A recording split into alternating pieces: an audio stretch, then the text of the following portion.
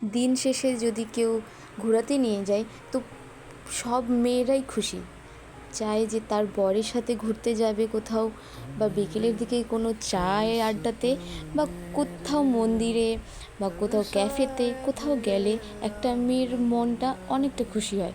কারণ সে সারাদিন বাড়িতে অনেকটা খাটাখাটনি করার পর যদি তার বরের কাছে শুনতে পায় যে চলো আজকে আমরা একটু বেরিয়ে আসি, তো একটা মেয়ে খুব খুশি হয়। আর হচ্ছে সে একটা মেয়ে শ্বশুরবাড়িতে তখনই টিকতে পারে বা তখনই খুশি থাকতে পারে যখন তার প্রিয় সঙ্গী তাকে বুঝে, তাকে প্রতিটা কষ্টতে তার সাথে থাকে।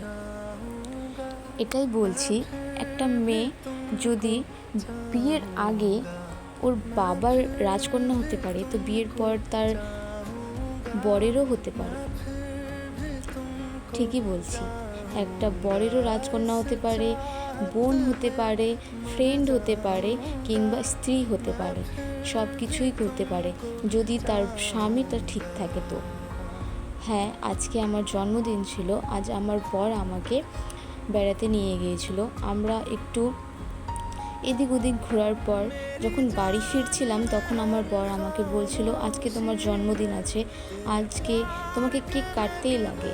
তো আমি বললাম যে দেখো ওসব করো না, আমার একদম ভাল লাগছে না, আমি আজকে কেক টেক কাটবো না। তো ও বলছে যে না না এরকম বললে হবে না, চলো।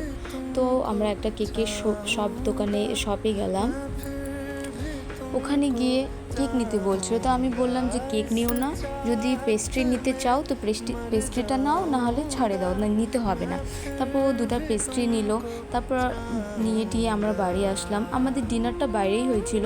সে ডিনার করার পর বাড়ি ফিরছিলাম তখনই সেই রাস্তায় বললো যে একটা কেক নিয়ে যায়। তো আমি বললাম যে কেক নিতে হবে না, পেস্ট্রিটা নাও। তারপর ও পেস্ট্রি নিয়েছে। তারপর বাড়ি আসার পর আমরা কিছু ভিডিও ফটো তুললাম। যেহেতু আমার বরের এগুলো পছন্দ না, ও পছন্দ করে না ফটো তুলতে ভিডিও করতে, তাও আজকে দিনে বলে কথা, ও আজকে আমার উপর রাগ করে নাই, ও মন মতো ফটো তুলছে, ভিডিও বানাইছে আমার সাথে। আর এই যে আমি কেক কাটছি, কেক তো না পেস্ট্রি, যাই হোক আমার বরের জন্য কেক, আমার জন্য কেক, কার জন্য কী হবে না হবে সে হতে পারে। কিন্তু এখানে আমার শ্বশুর শাশুড়িরা ঘুমিয়ে পড়ছিল, তাই আমি আস্তে করে নিচের বার্থডে বলছিলাম, নিজেকে উইশ করছিলাম হ্যাপি বার্থডে টু মি।